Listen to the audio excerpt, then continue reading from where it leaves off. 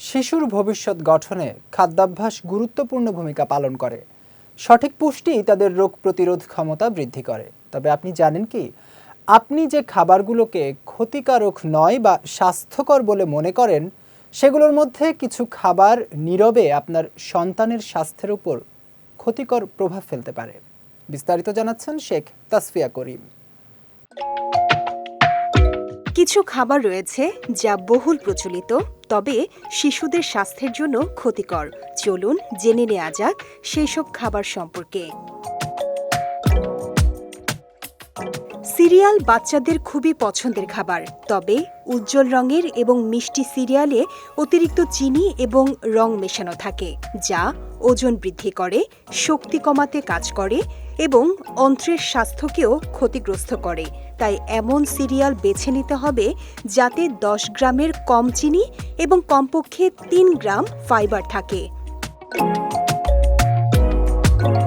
প্রোটিনের পরিমাণের কারণে স্বাস্থ্যকর হিসেবে বাজারজাত করা স্বাদযুক্ত দই শিশুদের জন্য স্বাস্থ্যকর নয়, কারণ এতে চিনি এবং কৃত্রিম রং মেশানো থাকে।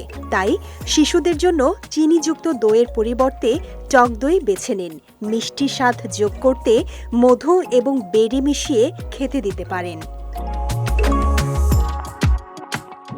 দোকান থেকে কেনা পপকর্ন শিশুদের জন্য ক্ষতিকর হতে পারে, কারণ ব্র্যান্ডের ব্যাগের আস্তরণে পলিফ্লুরো অ্যালকাইল পদার্থ থাকে, যা ফরএভার কেমিক্যাল নামেও পরিচিত। এটি শিশুর বিকাশে বাধা দেয় এবং রোগ প্রতিরোধ ক্ষমতা কমিয়ে দেয়। তাই শিশুকে দোকান থেকে কেনা পপকর্ন বাদ দিয়ে বাড়িতে তৈরি পপকর্ন খেতে দিন। একাধিক গবেষণায় দেখা গেছে প্রক্রিয়াজাত মাংস শিশুদের জন্য স্বাস্থ্যকর নয়। শিশুরা হটডগ, ডেলি মিট এবং সসেজ পছন্দ করে, তবে এইসব খাবারে সোডিয়াম, চর্বি এবং নাইট্রেট থাকে, যা ক্যান্সারের কারণ হতে পারে। তাই গরুর মাংসের পরিবর্তে মুরগির তাজা মাংস ব্যবহার করে এসব খাবার ঘরেই তৈরি করুন। এছাড়া মিষ্টি পানীয় যেমন সোডা, কোলা, প্যাকেটজাত ফলের পানীয়, ফ্রুট স্ন্যাক্স, স্পোর্টস ড্রিঙ্কস এবং ডিপ ফ্রাই খাবার শিশুদের স্বাস্থ্য ঝুঁকি তৈরি করে। শেখ তাসফিয়া করিম, বিজয় টিভি নিউজ ডেস্ক।